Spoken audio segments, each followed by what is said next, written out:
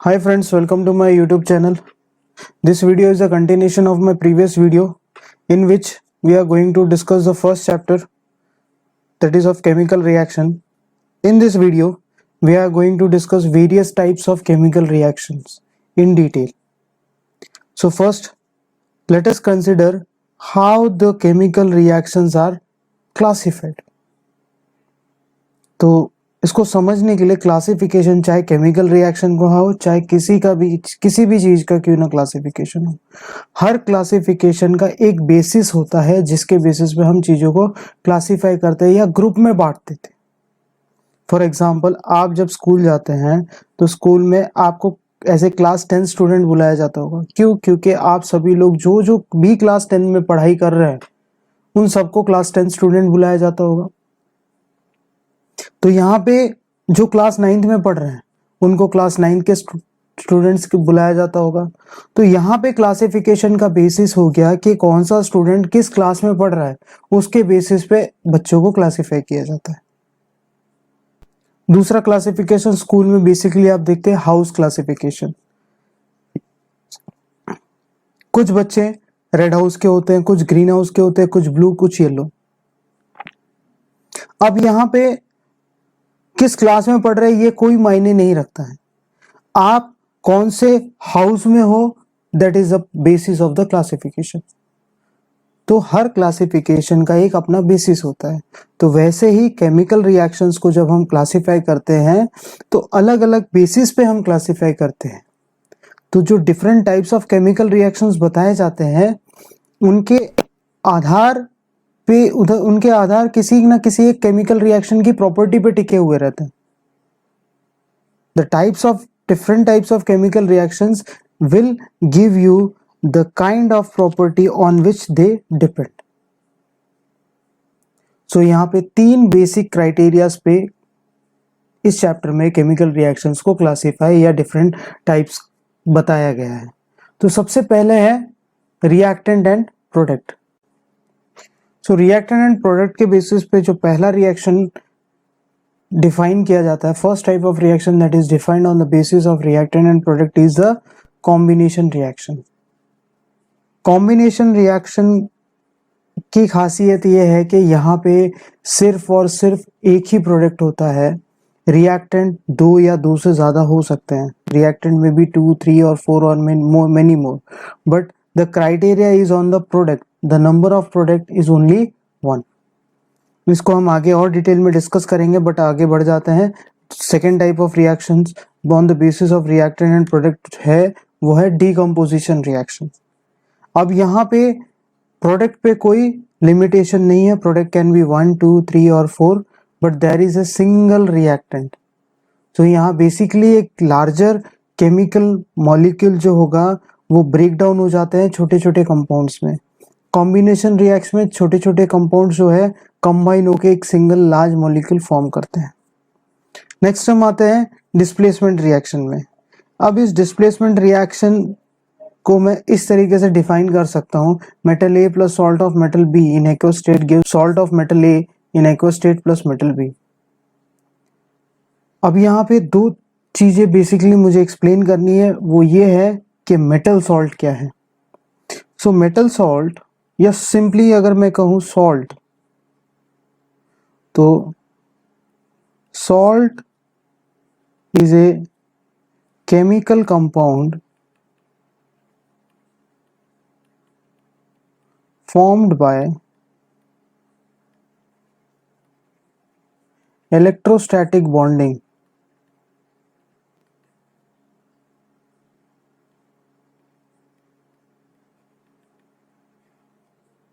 electrostatic chemical bonding between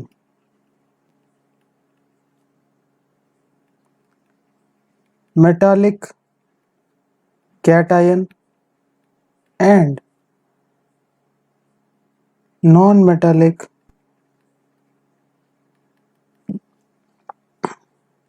or polyatomic anion। यहाँ पे cation means positively charged और anion means negatively charged. अभी कुछ मैं एग्जांपल्स बताता हूँ, जैसे सोडियम क्लोराइड, ये एक्चुअल में सॉल्ट है, that is also known as common salt. इसमें सोडियम क्लोराइड फॉर्म कैसे होता है? जब सोडियम और क्लोरीन दोनों पास में आते हैं तो सोडियम अपनी वैलेंसी फुलफिल करने के लिए, अपने वैलेंस स्टेट में जाने के लिए एक इलेक्ट्रॉन क्लोरीन को दे देता है। यहाँ से एक इलेक्ट्रॉन जो है क्लोरीन के पास चला जाता है। तो इस वजह से सोडियम जो है पॉजिटिवली चार्ज हो जाता है और क्लोरीन जो है नेगेटिवली चार्ज हो जाता है। अब ऑपोजिट चार्जेस हैं तो इन दोनों के बीच में एक स्ट्रॉन्ग बॉन्ड फॉर्म हो जाता है, इलेक्ट्रोस्टैटिक बॉन्ड। तो इस वजह से ये कंपाउंड फॉर्म हो गया NaCl। तो वैसे ही बहुत सारे सॉल्ट है जिसमें एक मेटल होगा। अब ये दूसरा वर्ड पॉली एटॉमिक आयन है, एनायन, उसको मैं एक्सप्लेन करने की कोशिश करता हूँ। क्लास 9th में आपने पॉली एटॉमिक एनायंस के बारे में पढ़ा था, जिसमें से एक एनायन है सल्फेट, SO4 2- मीन्स इसके पास 2 इलेक्ट्रॉन्स एक्स्ट्रा है, means it is twice negatively charged. तो यहाँ पे सोडियम आयन एक पॉजिटिवली चार्ज, एक और सोडियम आयन ये भी पॉजिटिवली चार्ज। इसका मतलब जब 2 सोडियम आयन इसके नजदीक आएंगे तो ये इसको 2 एक्स्ट्रा इलेक्ट्रॉन दे देंगे। एक इलेक्ट्रॉन यहां से चला गया और एक इलेक्ट्रॉन इस सोडियम ने दे दिया। तो सोडियम एक एक पॉजिटिव चार्ज गेन करके अपना स्टेबल हो गया और SO4 2 एक्स्ट्रा इलेक्ट्रॉन लेके स्टेबलाइज हो गया। तो अब इन दोनों के बीच में बॉन्डिंग फॉर्म हो गया, एक सोडियम आयन और दूसरे सोडियम आयन और SO4 के बीच में। So this becomes Na2SO4। इस तरीके से जो भी कंपाउंड फॉर्म होते हैं उसको हम सॉल्ट कहते हैं या फिर मेटल सॉल्ट भी कह सकते हैं। Just now we have learned what do we mean by metal salt और सॉल्ट ऑफ ए मेटल। तो ये चीज हम पढ़ चुके हैं, what do we mean by metal salt. अब दूसरा हम पढ़ेंगे what do we mean by aqueous state. मैंने ब्रैकेट में लिखा हुआ है AQ। इसका मीनिंग क्या है? एक्वस स्टेट मीन्स क्या? It is if a chemical compound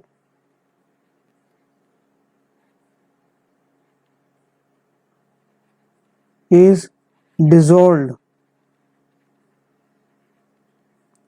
in water and it is completely soluble in water,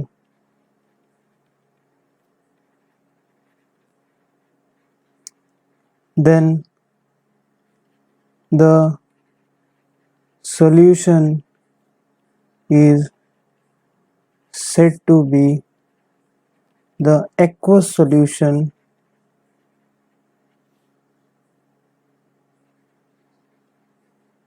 of the compound.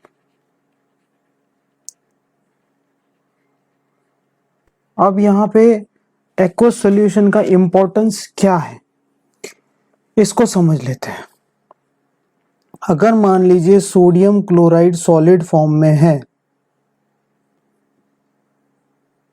Solid form में है, तो इन दोनों के बीच का जो बॉन्ड है वो ब्रेक नहीं हो सकता, वो स्ट्रॉन्ग ही रहेगा, कुछ नहीं होगा आगे। लेकिन यही अगर NaCl अगर एक्वस स्टेट में है तो ये आयनाइज हो जाता है। आयनाइज होने के कारण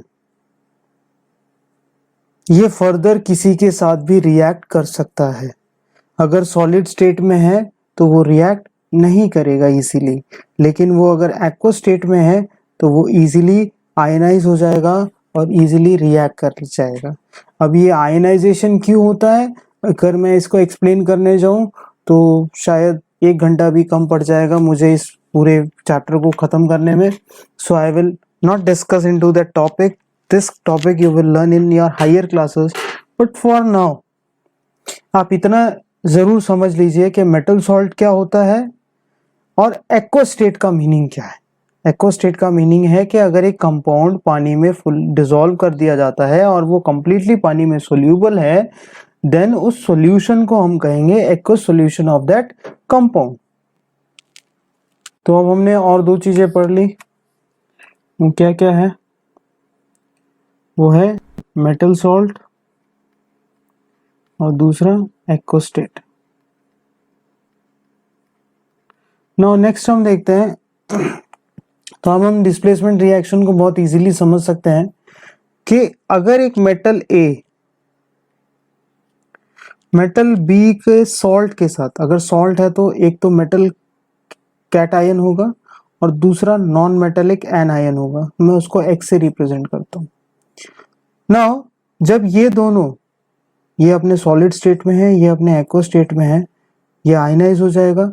नाउ ये आयन का बॉन्डिंग ए के साथ अगर ज्यादा स्ट्रॉन्ग है तो क्या होगा, ये ए के साथ सॉल्ट फॉर्म करेगा और बी मेटल डिस्प्लेस हो जाएगा। बट ये तभी होगा, this reaction will occur only if A is more reactive than B। अगर A B से ज्यादा रिएक्टिव है तो ही ये रिएक्शन होगा, अदरवाइज ये रिएक्शन नहीं होगा। If B is more reactive then A plus BX, no reaction will take place, no reaction, क्योंकि A is not more reactive than B। तो यहाँ पे इस चीज को भी समझना है कि ये रिएक्शन तभी होगा जब यहाँ पे आपका मेटल A रिएक्टेंट में ज्यादा रिएक्टिव हो, more reactive, then only this reaction will take place, otherwise this reaction will not take place। में चौथा रिएक्शन हम पढ़ते हैं वो है डबल डिस्प्लेसमेंट रिएक्शन। मेटल ए का सॉल्ट है एक्वस स्टेट में, मेटल बी का भी सॉल्ट है एक्वस स्टेट में, लेकिन यहाँ पे जो एक्स बी है, it has more affinity for metal A, it has more affinity for metal A, and XA, this has more affinity for metal B। So what will happen if XB, सबसे पहले ये aqueous state में अपने अपने, तो ये ionise हो जाएंगे। आयनाइज हो जाएंगे तो क्या फॉर्म करेंगे, Ma प्लस फॉर्म करेंगे, Xa माइनस फॉर्म करेंगे, Mb प्लस फॉर्म करेंगे, Xb माइनस फॉर्म करेंगे। ये चार आयंस फॉर्म हो जाएंगे। जब ये चार आयंस फॉर्म हो जाएंगे, now they are free to go wherever they want in the solution. So Xb has more affinity for A, so it will go here and they will form the salt MaXb। Next, Xa anion has more affinity for Mb cation, so they will form MbXa।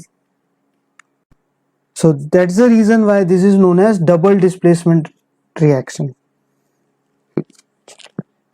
Now here I have left blank spaces. Why I have left these blank spaces? Because that state may be aqueous or they may form insoluble salt. It may be in solid state. It may be in solid state or it may be in aqueous state. When they will be in solid state, if the new salt formed, if the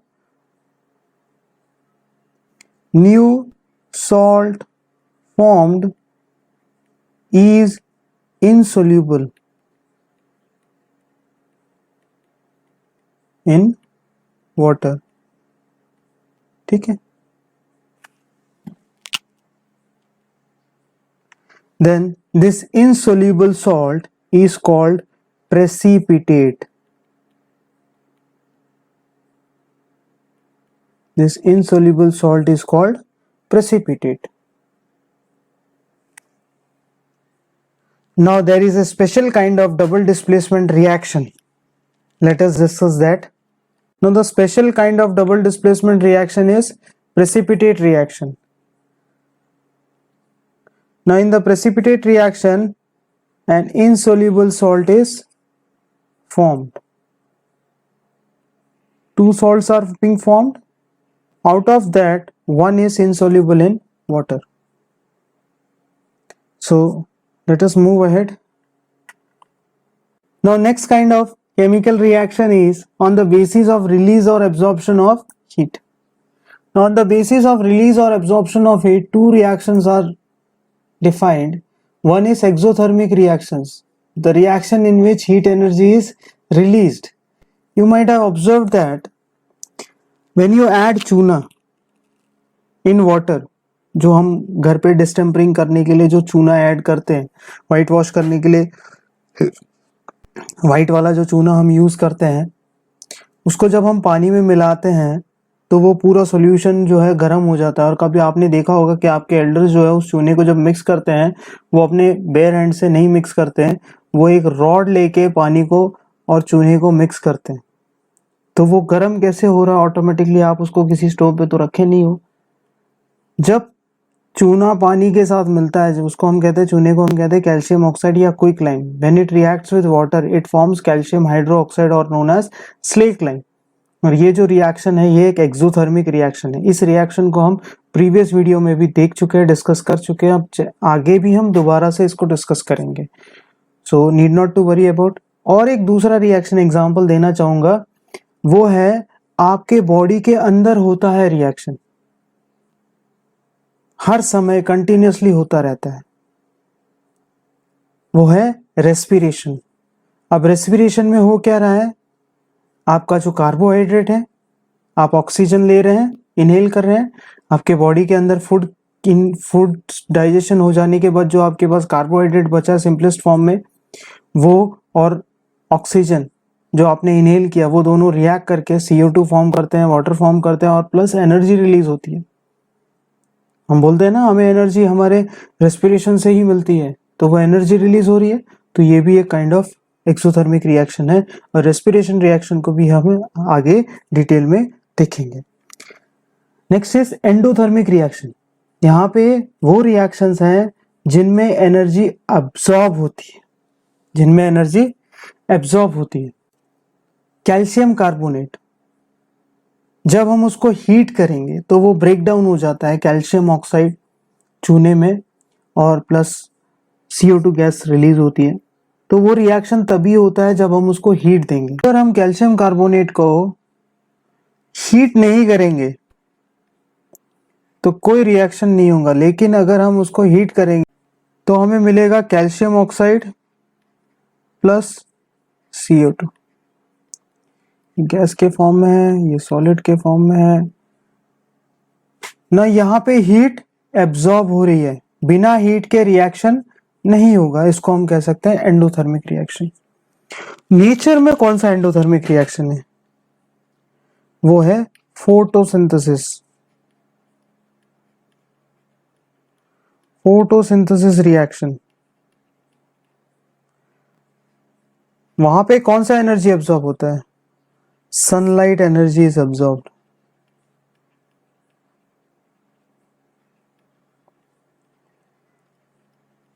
यहाँ पे light energy absorb हो रही है, इसीलिए उसका नाम दिया गया है photosynthesis reaction.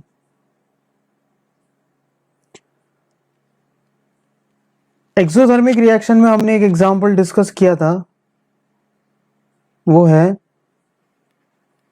Calcium oxide plus H2O gives CaOH twice plus heat energy. तो सॉलिड, लिक्विड और ये एक्वस। ना यहाँ पे हीट एनर्जी रिलीज हो रही है, यहाँ पे हीट एनर्जी एब्जॉर्ब हो रही है। ये एक्सोथर्मिक रिएक्शन, ये एंडोथर्मिक रिएक्शन। लेकिन साथ ही साथ अगर आप पिछले स्लाइड का जो डिस्कशन याद करेंगे, सो this is also a combination reaction, क्योंकि यहाँ पे आपका सिर्फ सिंगल प्रोडक्ट है। This is A decomposition reaction, क्योंकि आपका यहाँ पे सिंगल रिएक्टेंट है। तो एक रिएक्शन डिफरेंट डिफरेंट टाइप के हो सकते हैं। जैसे एक कोई स्टूडेंट है, एक क्लास 9 का स्टूडेंट भी हो सकता है और येलो हाउस में भी हो सकता है। दो क्लास 9 के स्टूडेंट है और एक रेड हाउस में हो सकता है, एक येलो हाउस में हो सकता है। तो उसी तरीके से एक रिएक्शन 2 या 3 डिफरेंट टाइप का हो सकता है। आपको देखना है कि किस बेसिस पे आपके उस रिएक्शन को टाइप डिटेक्ट करना है। तो जैसे ये कॉम्बिनेशन भी है और एज वेल एज एक्सोथर्मिक भी है। This is a combination reaction as well as exothermic reaction. और यहाँ पे कॉम्बिनेशन, यहाँ पे डीकम्पोजिशन है और एंडोथर्मिक भी है। तो अब आपको समझ में आया जो मैं बताना चाह रहा था? ठीक है, इसको अब हम आगे और डिटेल में डिस्कस करेंगे विद और बहुत और सारे एग्जांपल्स के साथ। आगे बढ़ते हैं। थर्ड टाइप का जो हम रिएक्शन, केमिकल रिएक्शन डिफाइन करते हैं, that is on the basis of addition and removal of oxygen. Now oxidation reaction. In oxidation reaction oxygen is added to reactant, या तो हम ऑक्सीजन को ऐड करते हैं रिएक्टेंट में, या हाइड्रोजन भी रिमूव हो सकता है। वहां पे कोई ऑक्सीजन की नहीं दिखाई देगा, ना ही रिएक्टेंट में ना ही प्रोडक्ट में, लेकिन हाइड्रोजन हो सकता है दिखाई दे आपको। तो on the basis of hydrogen, अगर किसी कंपाउंड, किसी रिएक्टेंट में से अगर हाइड्रोजन रिमूव हो जाता है तो उसको हम कहेंगे ऑक्सीडेशन रिएक्शन। या फिर किसी रिएक्टेंट में ऑक्सीजन ऐड हो जा रहा है तो हम उसको कहेंगे ऑक्सीडेशन रिएक्शन। एक तीसरे बेसिस पे भी हम ऑक्सीडेशन रिएक्शन को डिफाइन करते हैं, that is not on the basis of oxygen, not on the basis of hydrogen, that is basis on the basis of electron. Electron is donated, electron is donated मतलब electron reduce हो जाते हैं किसी भी reactant के, electron reduce हो जाते हैं। इलेक्ट्रॉन रिड्यूस हो जाते हैं मीन्स, इसको याद रखने का तरीका है, in oxidation there is loss of electron, oxidation loss, oil. इसको इस तरीके से आप याद रख सकते हैं। Then next, reduction reaction. On the basis of oxygen, oxygen is removed from the reactant, hydrogen is added to the reactant, और electron is accepted means electron gain हुआ। तो यहाँ पे हम लिख सकते हैं reduction in gain। तो ऑयल रिग के फॉर्म में आप याद रख सकते हो, oil rig, oxidation, loss of electron, reduction, gain of electron. Now we have discussed the 3 different basis on which the chemical reactions are classified। अब हम इस different type of chemical reactions को डिटेल में स्टडी करते हैं with few examples। So let us move ahead।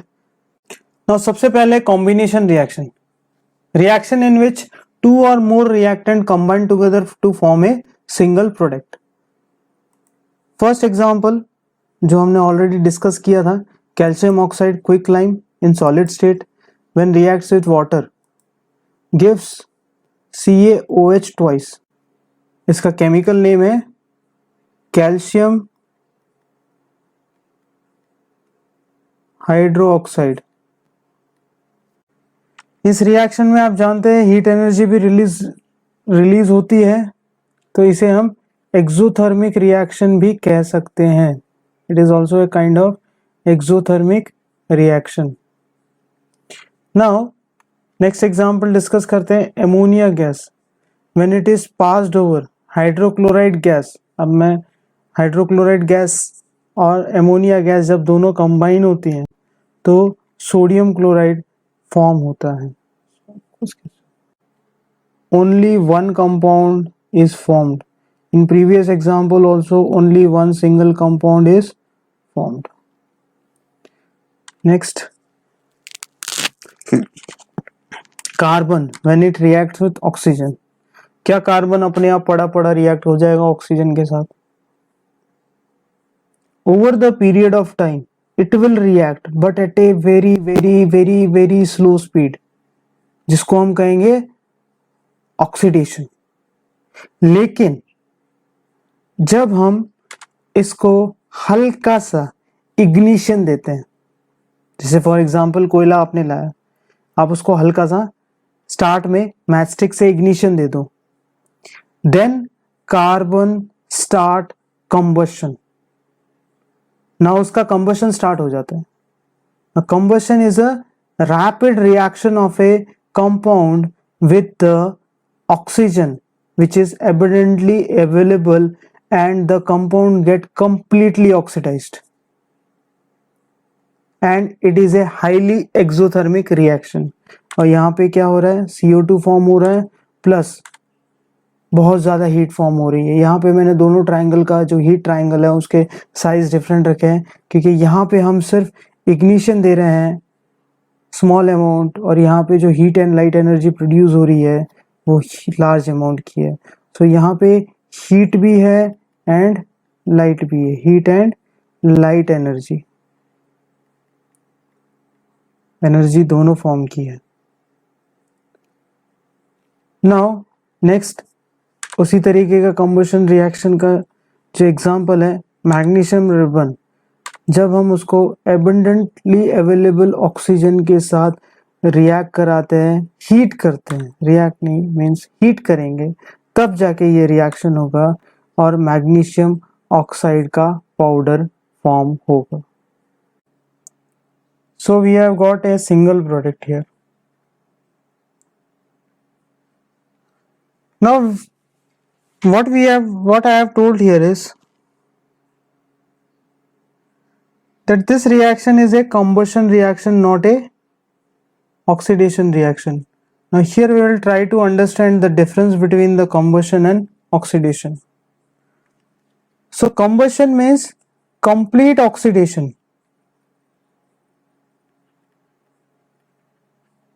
Combustion means the complete oxidation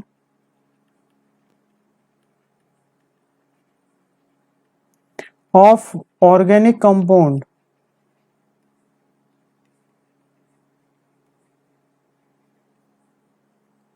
into carbon dioxide and water. Next is oxidation. It is simply the addition of oxygen, which we have discussed earlier also. In combustion, heat and light energy is produced. Heat and light energy is produced. Whereas in oxidation, heat and light energy are not involved. So here, this is the basic difference between the combustion and oxidation. Next, in everyday life, you have been encountering with the LPG cylinder. Yes or no? In LPG cylinder, we will discuss the burning of LPG cylinder. तो LPG cylinder में isobutane gas होता है, जिसका molecular formula होता है C3H8। आप यहाँ पे भी ध्यान रखना, ये आपके एटमॉस्फेरिक ऑक्सीजन के साथ रिएक्ट करता है। और सबसे मेन चीज जो ध्यान देने वाली बात है कि आपको लाइटर से या ऑटोमेटिक गैस स्टोव स्टार्ट हो रहा है तो उसमें ऑटोमेटिकली इलेक्ट्रिक स्पार्क जनरेट होता है, but spark we have to give for that ignition to take place. आप सिर्फ नॉब ऑन करोगे तो वो बर्न नहीं होगा, आपको गैस लाइटर से उसको स्पार्क दोगे तब जाके वो बर्निंग स्टार्ट होगा। So we have to provide the ignition. जब हमने इग्निशन प्रोवाइड कर दिया तो ये कंप्लीटली कन्वर्ट हो जाता है CO2 में और वाटर में। और यहाँ पे ये जो वाटर है, ये ध्यान रखना, ये लिक्विड फॉर्म में नहीं है, ये गैसियस फॉर्म में है, वेपर्स के फॉर्म में है। इसीलिए ऐसा नहीं है कि जब गैस जलाओगे तो आपको वहां पे पानी इकट्ठा कर सकते हो, नहीं कर सकते हो। वो वेपर बन के भाप के फॉर्म में होता है तो निकल जाएगा।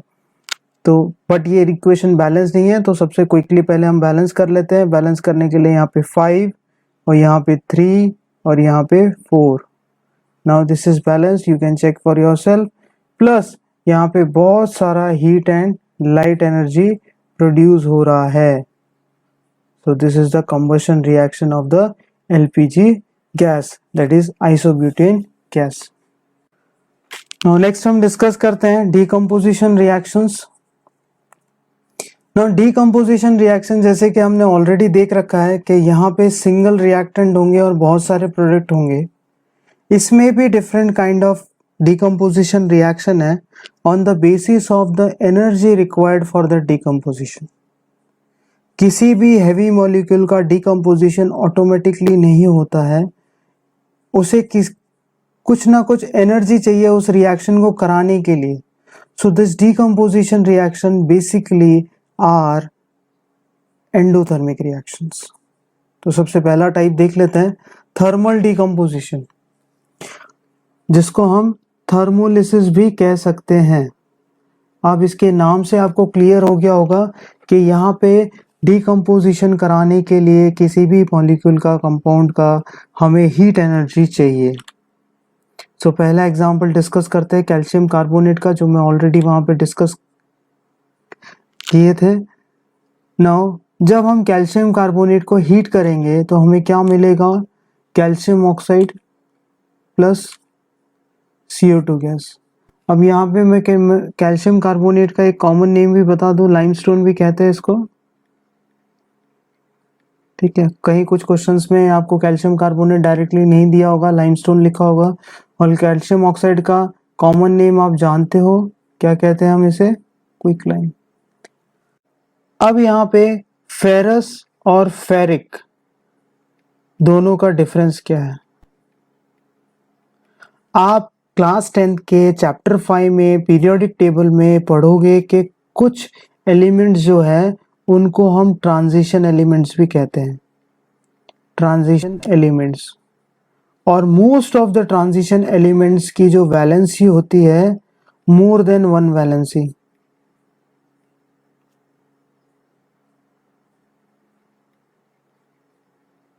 Different value of valency. और यहाँ पे भी आयरन के दो वैलेंसी है, एक जिसको हम फेरस कहते हैं, दूसरा जिसको हम फेरिक कहते हैं। फेरस में वैलेंसी होती है 2 और फेरिक में वैलेंसी होती है 3। ये आपको याद रखना है। कॉपर की भी दो वैलेंसीज होती है और मैक्सिमम जितने भी ट्रांजिशन एलिमेंट्स है वो ड्यूअल वैलेंसी शो करते हैं।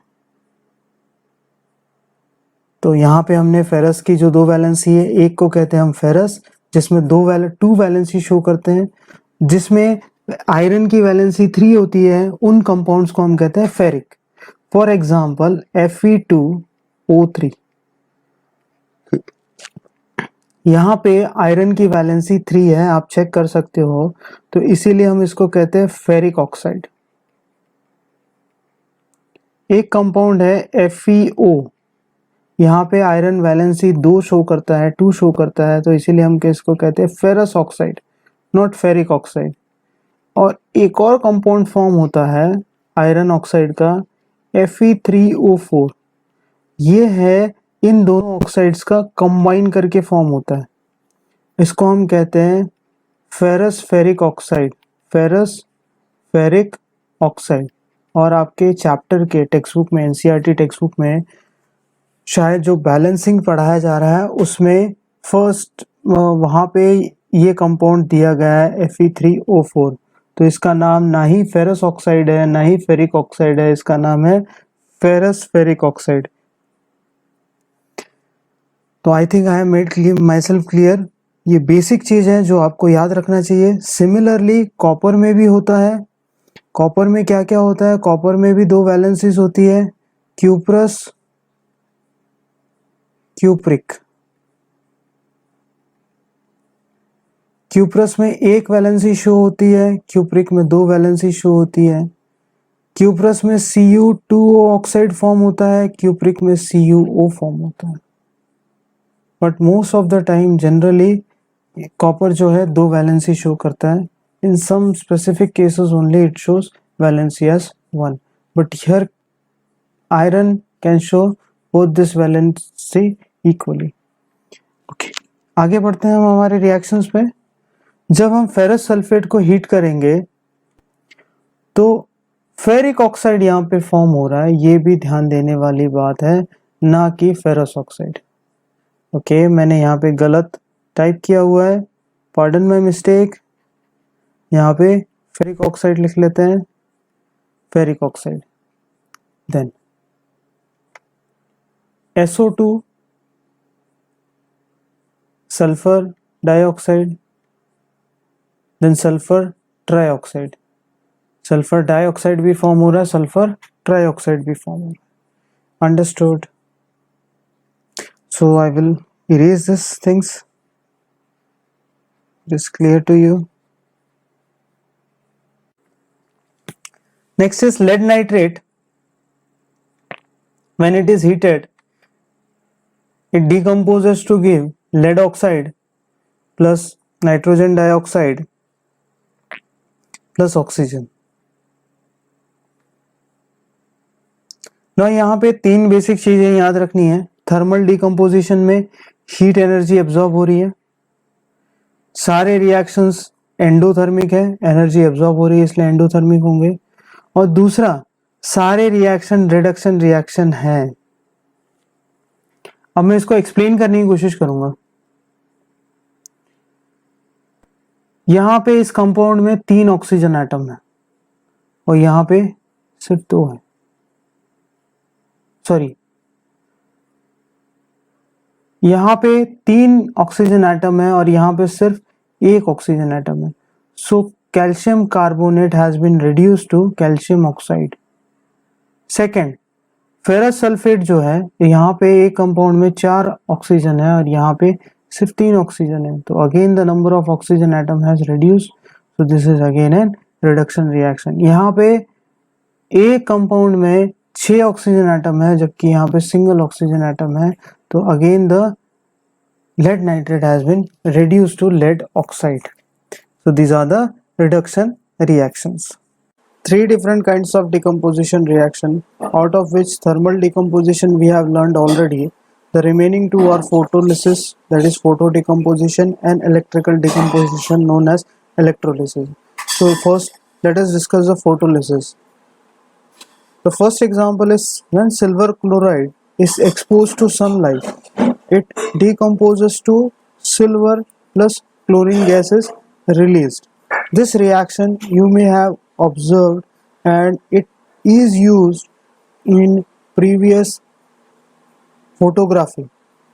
Now the photographic film in the पहले के जो कैमरास थे उनमें जो फोटोग्राफिक फिल्म यूज होती थी उनमें ये रिएक्शन यूज होता था। जब इन रिएक्शंस जो फोटोग्राफिक फिल्म होती थी उसके ऊपर सिल्वर क्लोराइड की लेयर होती थी, लेकिन जैसे ही वो सनलाइट को एक्सपोज होता था उस पर्टिकुलर पोर्शन का जहाँ पे एक्सपोजर है वहाँ पे ये डिकम्पोजिशन रिएक्शन हो जाता था और रिमेनिंग जो फिल्म की पोर्शन है वो एज इट इज रह जाती थी। Similarly, next example is silver bromide when exposed to sunlight decomposes to silver plus bromine gas. Now let us discuss the electrical decomposition reaction, which is also known as electrolysis. In this, we will discuss the electrolysis of water. Now let us try to understand the setup of this electrolysis reaction. Here, there is a plastic mug which contains acidified water. This is a water which is acidified. Means a few drop of sulfuric acid is added to this water so that the ionization level increases. Next, there are 2 electrodes in this, that is anode, which is known as where it is connected to positive terminal, and cathode which is connected to the negative terminal.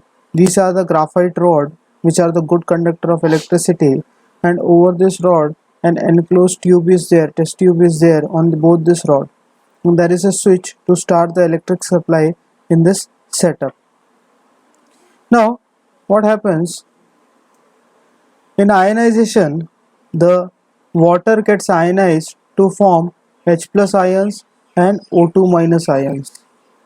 Now these ions, as this is H plus ions are positively charged, it get attracted towards a negative electrode, that is cathode. Cathode is negatively charged, it gets attracted towards the cathode since opposite charges attract each other. अब यहाँ पे cathode पे आने के बाद at cathode there are abundance of electron available, बहुत सारे electrons available है, उसमें से ये इलेक्ट्रॉन्स एब्सॉर्ब कर लेता है और H2 गैस फॉर्म करता है. नाउ नेक्स्ट ऑक्सीजन के साथ क्या होगा? Now at anode, since oxygens are negatively charged, they get attracted towards the positive electrode which is the anode electrode. Anode पे जाने के बाद वहाँ पे इलेक्ट्रॉन्स की बहुत सारी कमी है. It is a readily electron acceptor. वो इलेक्ट्रॉन इजीली एक्सेप्ट कर लेता है एनोड, तो इसीलिए वहाँ पे ऑक्सीजन जाके अपने एक्स्ट्रा इलेक्ट्रॉन्स डोनेट कर देते हैं और O2 गैस फॉर्म करते हैं. अब इन जब दोनों कैथोड और एनोड पे जो रिएक्शंस हुए हैं उनको अगर हम कंबाइन करें तो जो नेट रिएक्शन बनता है वो है H2O. when electricity is passed through it get decomposed to H2 gas plus O2 gas. Now this equation is unbalanced. To balance it, two molecules of water, when electricity is passed through it get decomposes to two molecules of hydrogen gas and one molecule of oxygen gas. तो यहाँ पे सबसे important बात जो ध्यान देने की है कि हाइड्रोजन गैस के दो मॉलिक्यूल फॉर्म हो रहे हैं, वहीं पे ऑक्सीजन गैस का सिर्फ एक ही मॉलिक्यूल फॉर्म हो रहा है. तो आप यहाँ पे देख सकते हो, यहाँ पे जो गैस ने जो स्पेस ऑक्यूपाई किया है, यहाँ पे जो गैस ने स्पेस ऑक्यूपाई किया है वो ज़्यादा है एज कम्पेयर टू दिस. तो यहाँ इसी को देख के आप बता सकते हैं कि कौन सी टेस्ट ट्यूब कौन से इलेक्ट्रोड पे है. जहाँ पे ज़्यादा गैस अवेलेबल है दैट इज़ कैथोड, क्योंकि हाइड्रोजन गैस ज़्यादा फॉर्म हो रहा है और हाइड्रोजन गैस कहाँ फॉर्म होता है? कैथोड पे. और वहीं पे एनोड पे जो गैस फॉर्म हो रही है वो है oxygen. It is lesser, almost it is half as compare to the gas formed at the cathode. तो यहाँ पे जो गैस का वॉल्यूम है वो कम है. तो कई बार एग्जाम में क्वेश्चन आ सकता है, यहाँ पे आपको इलेक्ट्रोड्स नहीं बताए गए होंगे, कौन सा पॉजिटिवली चार्ज है, कौन सा नेगेटिव है, कौन सा एनोड है, कैथोड है, ये नहीं बताया गया होगा. सिर्फ ये डायग्राम दिया गया होगा और पूछा जाएगा कि आपसे कौन सा इलेक्ट्रोड एनोड है, कौन सा कैथोड है, कहाँ पे कौन सी गैस फॉर्म हो रही है. तो you should be able to write it correctly as you know this reaction. ये रिएक्शन अगर आपको पता है तो आप इजीली इन क्वेश्चंस के आंसर्स दे सकते हैं. Now next हम डिस्प्लेसमेंट रिएक्शंस को डिस्कस करेंगे examples. Now reactions in a more reactive metal displaces another less reactive metal from its salt. Displacement reaction में एक ज़्यादा रिएक्टिव मेटल एक लेस रिएक्टिव मेटल को अपने सॉल्ट से डिस्प्लेस कर देता है. इसके बारे में हम ऑलरेडी डिस्कस कर चुके हैं, तो हम जल्दी से इसके एग्जांपल्स डिस्कस कर लेते हैं. Iron, when it reacts with copper sulfate solution, so it forms ferrous sulfate plus copper is displaced. अब कॉपर सल्फेट सॉल्यूशन, अब इसको ऐसे इमेजिन कर सकते हैं कि कॉपर सल्फेट का जो एक्वस सॉल्यूशन होता है वो ब्लूइश कलर का होता है. उसमें जब हम हल्के से आयरन पीस डालेंगे या आयरन फाइलिंग्स डालेंगे तो वो जो ब्लू कलर का सॉल्यूशन है वो ग्रीन कलर के सॉल्यूशन में टर्न हो जाएगा और वहाँ पे नीचे बॉटम में हमें कुछ रेडिश ब्राउन पार्टिकल्स मिलेंगे जो कि कॉपर के होंगे. तो यहाँ पे iron which is more reactive, iron is more reactive than copper. इसीलिए आयरन ने क्या किया, कॉपर को उसके कंपाउंड में से डिस्प्लेस कर दिया और खुद उसका कंपाउंड फॉर्म कर लिया और कॉपर यहाँ पे डिस्प्लेस हो गया. Next zinc. जब जिंक को हम कॉपर सल्फेट के सॉल्यूशन में डालते हैं तो अगेन जिंक सल्फेट फॉर्म होता है प्लस कॉपर जो है डिस्प्लेस हो जाएगा और यहाँ पे रेडिश ब्राउन पार्टिकल्स हमें टेस्ट ट्यूब में मिलेंगे. और जिंक सल्फेट का जो सॉल्यूशन का कलर है वो आपको फाइंड करना है, वो आपके लिए एक छोटा सा होमवर्क टाइप है, क्योंकि यहाँ पे एक सॉल्यूशंस के कलर्स आप ज़रूर याद कीजिएगा क्योंकि ये आपके बोर्ड एग्ज़ाम में हेल्प करेंगे, क्योंकि आपके कुछ क्वेश्चंस आएंगे जिसमें आपको प्रोडक्ट के नाम नहीं दिए गए होंगे, वहाँ पे सिर्फ सॉल्यूशंस के कलर दिए गए होंगे, जिसके सॉल्यूशन के कलर से आप डिसाइड कर सकते हो कि कौन सा कंपाउंड्स हमें दिए गए हैं और कंप्लीट करेक्ट रिएक्शंस आप लिख सकते हैं। सो नेक्स्ट एग्जांपल देखते हैं, लेड। उससे पहले यहाँ पे भी एक क्राइटेरिया है कि जो जिंक है that is more reactive than copper. Now lead when it reacts with copper chloride solution it forms lead chloride plus copper again is displace. तो यहाँ पे भी मैंने सॉल्यूशंस के कलर्स नहीं लिखे हुए हैं, तो प्लीज़ इनको फाइंड कीजिएगा, इनके कलर्स के। एक्वस का सॉलिड पार्टिकल देखिए, यहाँ पे जो सॉलिड पार्टिकल होंगे उसका कलर डिफरेंट होगा और जो उसका एक्वस सॉल्यूशन होगा उसका कलर डिफरेंट होगा। ज़रूरी नहीं हर जगह डिफरेंट हो, बट फिर भी डिफरेंट होगा कुछ केसेस में।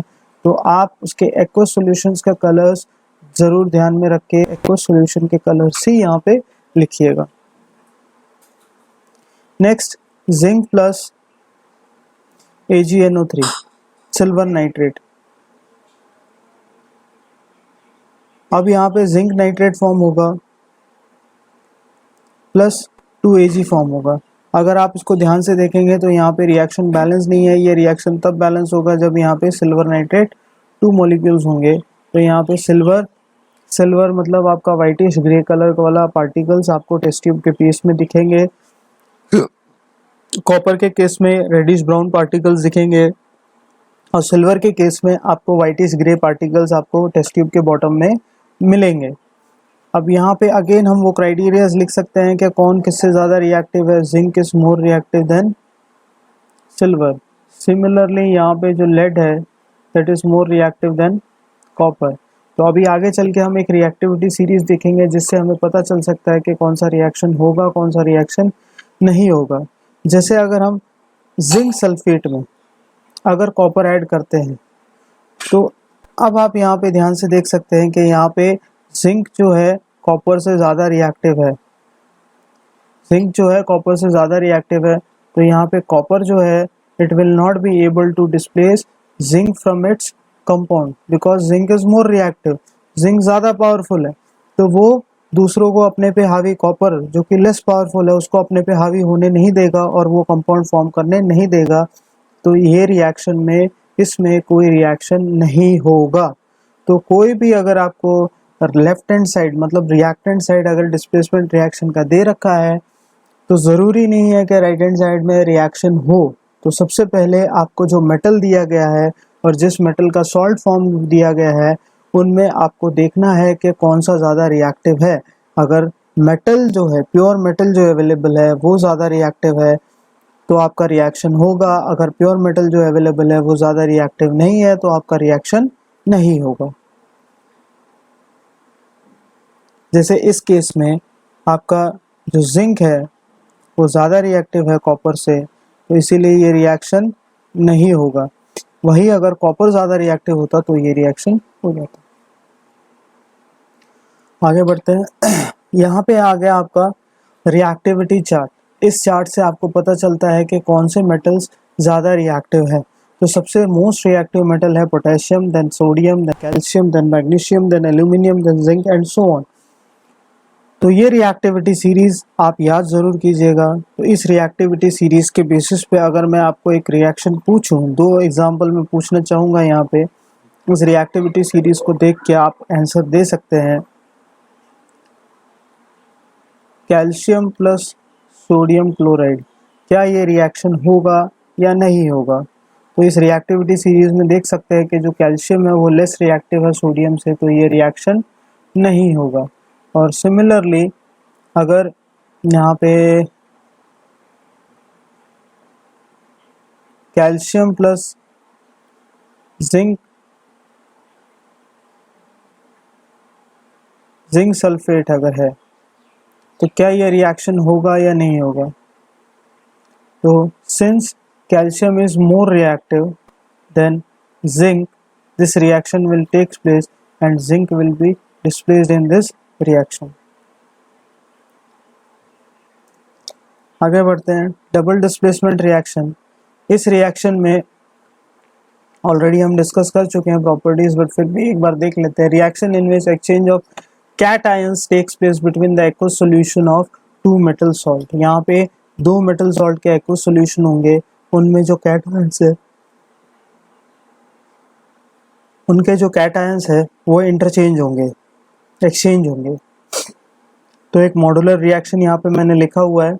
पहला है MaXA, that is the first metal salt, then it is MbXb, that is the second metal salt, both are in their aqueous state।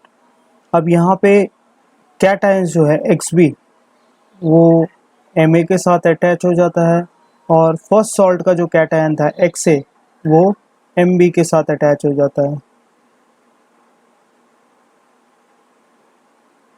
ठीक है, तो यहाँ पे क्या फॉर्म हो गया, MaXA, और यहाँ पे MbXA। अब यहाँ पे मैंने उनका स्टेट नहीं लिखा है, मैंने नहीं लिखा है कि वो एक्वस होंगे या सॉलिड होंगे, क्योंकि उसमें ज़रूरी नहीं है कि दोनों जो सॉल्ट फॉर्म हो रहे हैं वो एक्वस हो सकता है एक जो सॉल्ट है वो प्रेसिपिटेट के फॉर्म में हो, मतलब वो डिज़ोल्व नहीं होगा एक्वस में, मतलब वाटर में डिज़ोल्व सोल्यूबल नहीं होगा, तो वो प्रेसिपिटेट के फॉर्म में भी हो सकता है। तो फर्स्ट एग्जांपल देखते हैं, sodium sulphate when it reacts with barium chloride, it forms barium sulfate plus sodium chloride. तो यहाँ पे आप देख सकते हैं जो बेरियम सल्फेट, यहाँ पे आप देख सकते हैं कि यहाँ पे जो सोडियम के साथ जो सल्फेट कैटायन था, अभी कैटायन क्यों कह रहे हैं इसको, क्योंकि इसका जो आयनिक चार्ज होता है वो नेगेटिव होता है, वो बेरियम के साथ जाके अटैच हो गया। और यहाँ पे क्लोरीन है जिसके आयन का चार्ज नेगेटिव होता है, वो यहाँ पे जाके सीधे सोडियम के साथ अटैच हो गया। तो यहाँ पे सोडियम क्लोराइड हमें मिल गया और यहाँ पे बेरियम सल्फेट मिल गया। और ये रिएक्शन आप देख सकते हैं ये बैलेंस नहीं है, ये बैलेंस कब होगा, जब यहाँ पे 2 लिखा जाएगा। ना यहाँ पे देख सकते हैं कि आप सल्फेट जो है, बेरियम सल्फेट जो है वो सॉलिड फॉर्म में है, वो एक्वस फॉर्म में नहीं है। यहाँ पे वाइट पाउडर दिखाई देगा। इसको समझने के लिए, इमेजिन करने के लिए आप लैब वाली कंडीशन में जाते हैं तो बिल्कुल थोड़ा इंटरेस्टिंग हो जाता है। लैब में जब भी एक चीज़ें हम परफॉर्म करते हैं तो हमें ज़्यादा देर तक याद भी रहता है, बट फिर भी मैं इमेजिन कराने की कोशिश करूँगा। आँख बंद कर सोचिए कि आपने 2 कलरलेस एक्वा सॉल्यूशन लिए हैं। एक टेस्ट ट्यूब में आपका सॉल्यूशन है सोडियम सल्फेट का, दूसरे टेस्ट ट्यूब में सॉल्यूशन है बेरियम क्लोराइड का। अब जब आप दोनों सॉल्यूशन को, टेस्ट ट्यूब के दोनों सॉल्यूशन को मिक्स करते हैं, किसी एक टेस्ट ट्यूब में पुट कर देते हैं, तो वहाँ पे आपके 2 कलरलेस सॉल्यूशन जब आपने मिक्स किए तो आपको नीचे एक वाइट कलर का पाउडर ऑटोमेटिकली फॉर्म होते दिखता है। That is the magic of this reaction. आप 2 पानी को मिला रहे हैं लेकिन आपको सॉलिड फॉर्म हो रहा है उसमें, 2 लिक्विड को मिला रहे हैं लेकिन वहां पे क्या फॉर्म हो रहा है, सॉलिड फॉर्म हो रहा है।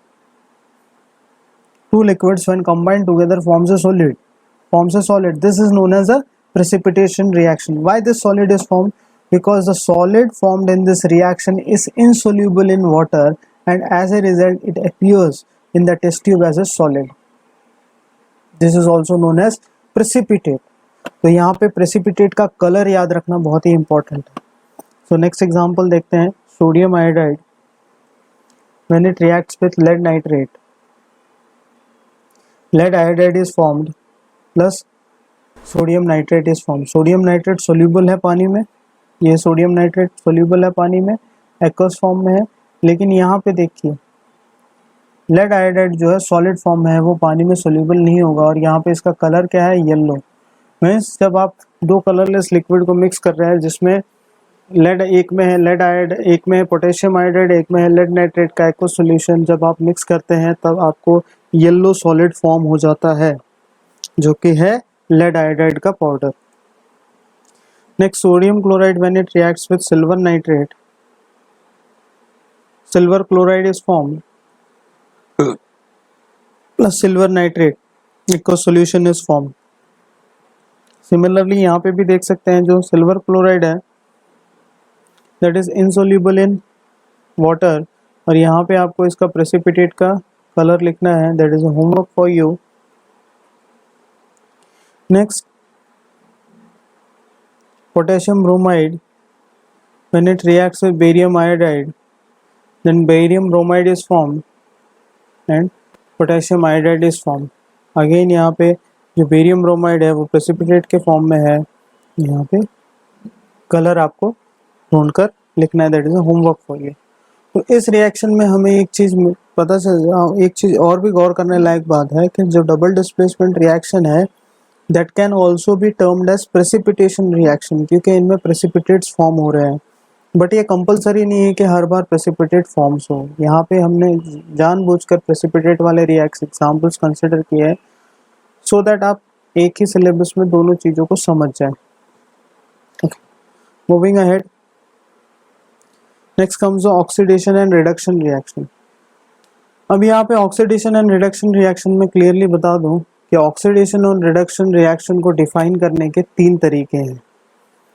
सबसे पहला है on the basis of oxygen. अगर किसी कंपाउंड में, किसी रिएक्टेंट में ऑक्सीजन ऐड होता है then it is known as oxidation reaction. अगर किसी कंपाउंड्स में से ऑक्सीजन रिमूव हो जाता है तो हम उसको कहेंगे रिडक्शन रिएक्शन. दूसरा है हाइड्रोजन के बेसिस पे. अगर हम किसी कंपाउंड में हाइड्रोजन रिमूव कर देते हैं then it is known as oxidation reaction. अगर किसी कंपाउंड में हाइड्रोजन ऐड कर देते हैं, यहाँ पे गलती से ऑक्सीजन लिखा हुआ है तो इसको कट करके हाइड्रोजन लिख देते हैं.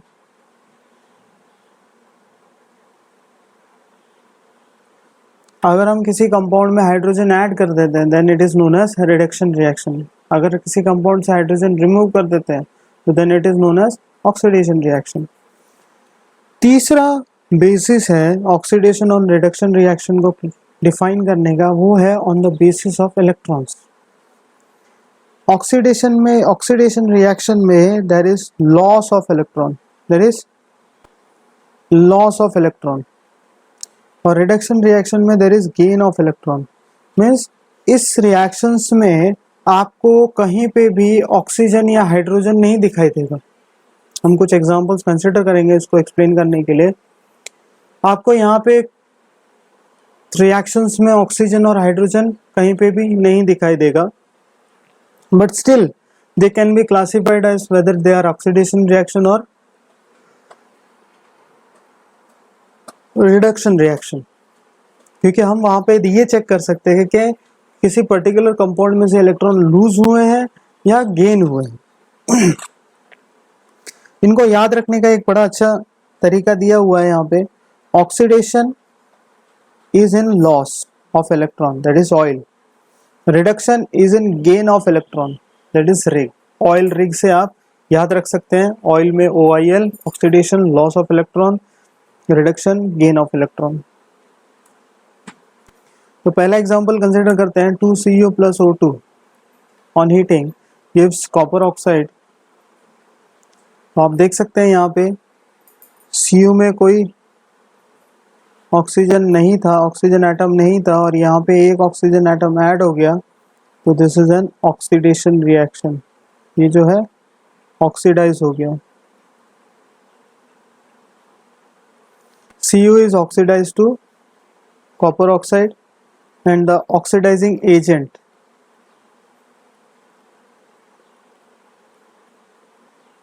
आपका है ऑक्सीजन गैस, मतलब जिसके वजह से ये ऑक्सीजन ऐड हुआ.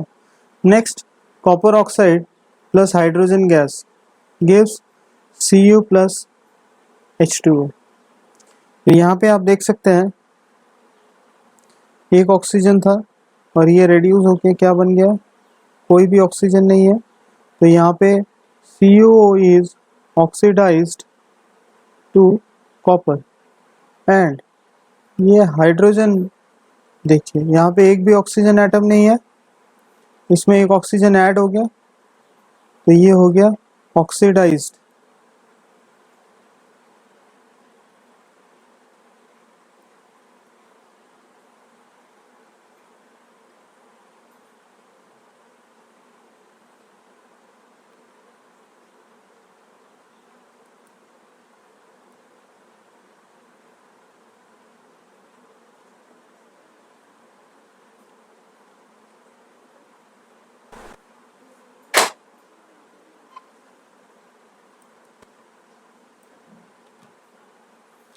Now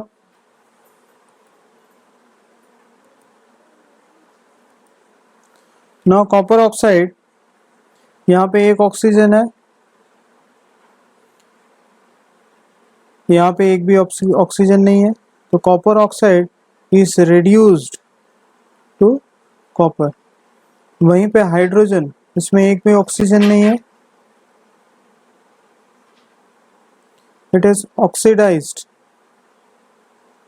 to H2O। Now this becomes, जो कंपाउंड रिड्यूस हो रहा है, जो कंपाउंड रिड्यूस हो रहा है, अब यहाँ पे ऑक्सीडेशन और रिडक्शन रिएक्शन दोनों हो रहा है, यहाँ पे ऑक्सीडेशन और रिडक्शन रिएक्शन दोनों हो रहा है, तो इसीलिए हमें दोनों चीजें डिफाइन करनी होगी, ऑक्सीडाइजिंग एजेंट और रिड्यूसिंग एजेंट। मीन्स कौन सा कंपाउंड रिस्पॉन्सिबल है ऑक्सीडेशन के लिए और कौन सा कंपाउंड रिस्पॉन्सिबल है रिडक्शन के लिए। तो कॉपर ऑक्साइड जो है, जो कि ऑक्सीजन प्रोवाइड कर रहा है हाइड्रोजन को, तो ये हो गया oxidising agent. Means in simple word, the compound which undergoes reactant, to be specific, the reactant which undergoes oxidation is reducing agent,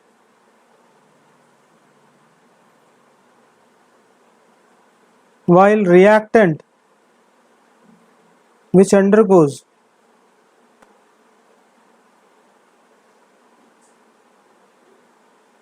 reduction is oxidizing agent, is oxidizing agent। तो ये चीज आप याद रख सकते हैं। जो रिएक्टेंट ऑक्सीडेशन, जिस रिएक्टेंट का ऑक्सीडेशन होता है वो रिड्यूसिंग एजेंट होता है, जिस रिएक्टेंट का रिडक्शन होता है वो ऑक्सीडाइजिंग एजेंट होता है। तो किसी भी रिडॉक्स रिएक्शन में हम सबसे पहले देखेंगे कि कौन सा कंपाउंड ऑक्सीडेशन, किस कंपाउंड का ऑक्सीडेशन हुआ और किस कंपाउंड का रिडक्शन हुआ, वो कि हम इजीली फाइंड कर सकते हैं। तो जो अब यहाँ पे कॉपर ऑक्साइड जो है वो रिड्यूस हो रहा है, कॉपर ऑक्साइड जो है वो रिड्यूस हो रहा है, वो रिड्यूस हो रहा है, तो इसीलिए ये क्या बन गया, ऑक्सीडाइजिंग एजेंट। हाइड्रोजन जो है वो ऑक्सीडाइज हो रहा है, तो ये क्या बन गया, oxidising agent. This become oxidising.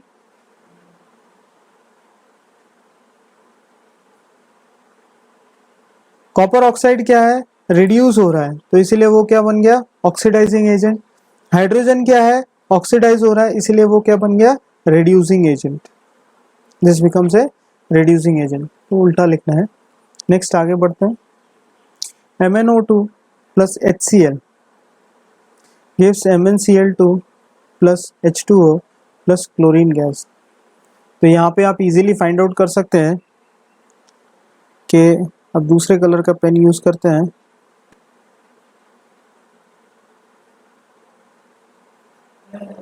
यहाँ पे आप देख सकते हैं MnO2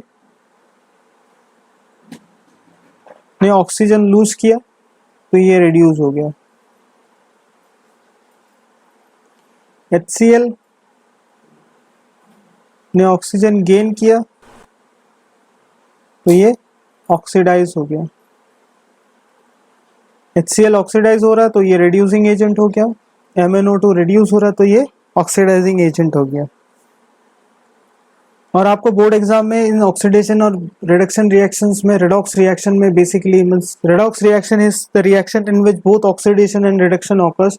ऐसे रिएक्शंस में के बेसिस पे क्वेश्चन आपको ये पूछा जाएगा कि कौन ऑक्सीडाइज हो रहा है, कौन रिड्यूस हो रहा है, कौन सा ऑक्सीडाइजिंग एजेंट है, कौन सा रिड्यूसिंग एजेंट है। These are the basic typical question asked in the board exams. Now last reaction देख लेते हैं। 2Mn plus Cl2 gives MnCl. 2Mn plus Cl2 gives MnCl2.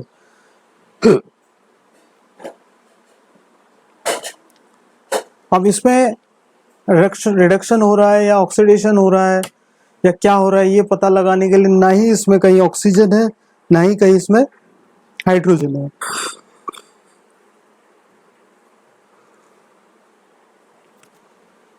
तो हम इसमें कैसे पता लगाएंगे कि ये ऑक्सीडेशन रिएक्शन है या रिडक्शन रिएक्शन है।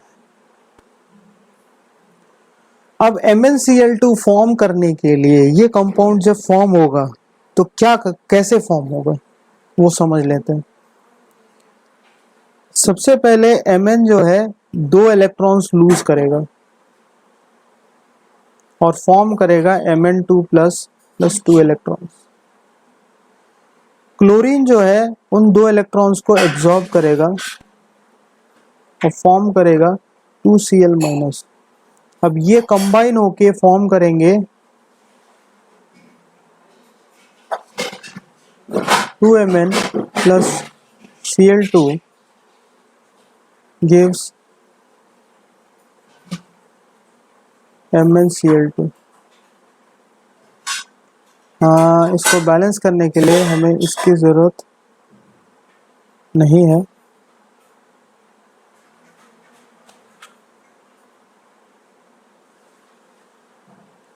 सो Mn plus Cl2 give MnCl2। तो यहाँ पे मैग्नीशियम ने इलेक्ट्रॉन लूज किए, यहाँ पे देख सकते हैं आप लॉस ऑफ इलेक्ट्रॉन हो रहा है। तो हम इसको लिखेंगे Mn is oxidized, Mn is oxidized to MnCl2। और इसमें किसकी वजह से इलेक्ट्रॉन ऑक्सीडाइज, किसके वजह से इलेक्ट्रॉन लॉस हुए? क्लोरीन के प्रेजेंस की वजह से। So this is the oxidising agent, chlorine is the oxidising agent. तो यहाँ पे ऑक्सीडाइजिंग एजेंट हो गया क्लोरीन।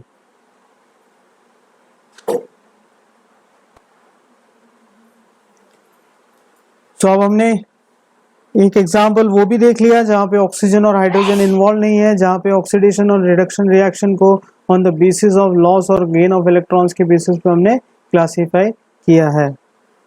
अब ये जो थर्ड एग्जाम्पल था इसमें आप on the basis of hydrogen भी क्लासिफाई कर सकते हैं, sorry on the basis of hydrogen भी आप क्लासिफाई कर सकते हैं कि वहाँ पे ऑक्सीडेशन है या रिडक्शन है। सिमिलरली सेकेंड एग्जाम्पल में भी आप हाइड्रोजन के बेसिस पे भी ऑक्सीडेशन और रिडक्शन रिएक्शन को क्लासिफाई कर सकते हैं। बट जहाँ तक हो सके फर्स्ट प्रेफरेंस आपको देना है, अगर ऑक्सीजन अवेलेबल है तो ऑक्सीजन के बेसिस पे आप देखिए कि ऑक्सीडेशन है या रिडक्शन है। देन अगर ऑक्सीजन नहीं है टोटली, देन आप देखिए हाइड्रोजन के बेसिस पे अगर आप ऑक्सीडेशन रिडक्शन को डिफाइन कर सकते हैं या नहीं कर सकते हैं। अगर ऑक्सीजन और हाइड्रोजन दोनों ही अवेलेबल नहीं है जैसे इन लास्ट एग्जांपल के केस में, then only you go for the loss of on the defining oxidation and reduction on the basis of electrons. Okay, with this I will end this video, and thanks for being patient and watching the complete video. Please share your comment and please like and subscribe my channel.